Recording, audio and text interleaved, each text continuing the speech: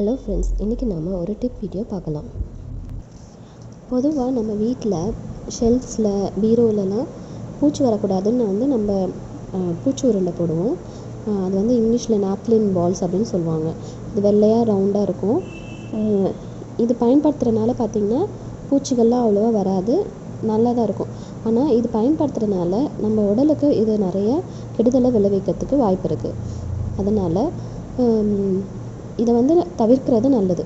குழந்தைங்க கூட பார்த்திங்கன்னா சில சமயம் இந்த பூச்சி உருண்டை கிடச்சா அவங்க எடுத்து வாயில் போட்டுக்கிறதுக்கு வாய்ப்பு இருக்குது. அப்போ அது பாய்சன் ஆகிடும். ரொம்ப நாளுக்கு இதுக்கு எக்ஸ்போஸ் ஆகும்போது இது என்ன பண்ணால் கொஞ்சம் கொஞ்சமாக காற்றுல கரையும். அதை நம்ம உள்ளே இழுக்கும் போது வாந்தி, மயக்கம், சில சமயம் மூச்சு பிரச்சனைகள், அப்புறம் வயிறு சம்மந்தப்பட்ட பிரச்சனைகள், இது இல்லாமல் ரத்த சோகை வரத்துக்கு கூட வாய்ப்பு இருக்கிறதா பல ஆராய்ச்சிகள் மூலமாக தெரிய வந்திருக்கு. மிருகங்கள் கிட்ட நடத்தப்பட்ட ஒரு ஆராய்ச்சியில் பார்த்திங்கன்னா இந்த பூச்சி உருண்டைனால கேன்சர் கூட வரத்துக்கு வாய்ப்பு இருக்குதுன்னு கண்டுபிடிச்சிருக்காங்க. அதனால் இதை பயன்படுத்துகிறத நம்ம தவிர்க்கிறது நல்லது. அப்படி இதுக்கு பதிலாக நம்ம வேறு என்ன பயன்படுத்தலான்னு இப்போ நம்ம பார்க்கலாம். முதலாவதாக பிரியாணி இலைன்னு சொல்லுவாங்க. இது இங்கிலீஷில் பே லீஃப் சொல்லுவாங்க. இது நம்ம பயன்படுத்தலாம். இது ஒரு நல்ல பூச்சிகள் வராமல் தடுக்கிறதுக்கு இதோட வாசனை நல்லா ஹெல்ப் பண்ணும். அடுத்ததாக செடார் பால்ஸ்.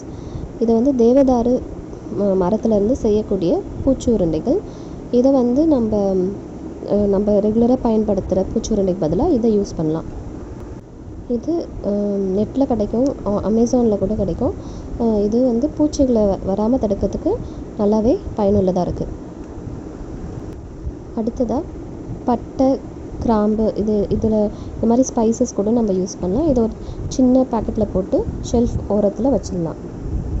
அடுத்தது வாசனை தாவரங்கள், ரோஸ்மேரி, தைம், அப்புறம் லாவெண்டர் அப்படின்னு இந்த மாதிரி செடிகளை நம்ம சின்ன சின்னதாக கிள்ளி ஷெல்ஃப் ஓரத்தில் போட்டு வச்சிடலாம். அப்படி இல்லைன்னா எசென்ஷியல் ஆயில், இதோட ஆயில் கிடச்சா கூட அதை ஒரு துணியில் போட்டு நம்ம ஸ்ப்ரெட் பண்ணி அப்படியே ஷெல்ஃபில் வச்சுட்டாலும் பூச்சி வராமல் இருக்கும். இந்த மாதிரி இயற்கை மருந்துகளை பயன்படுத்தும் போது நம்மளுக்கு எந்த கெடுதலும் ஏற்படாது. அதே சமயம் நம்மளோட துணிகளும் பாதுகாப்பாக இருக்கும். இதே மாதிரி வேறு பயனுள்ள குறிப்புடன் உங்களை சந்திக்கிறேன். நன்றி, வணக்கம்.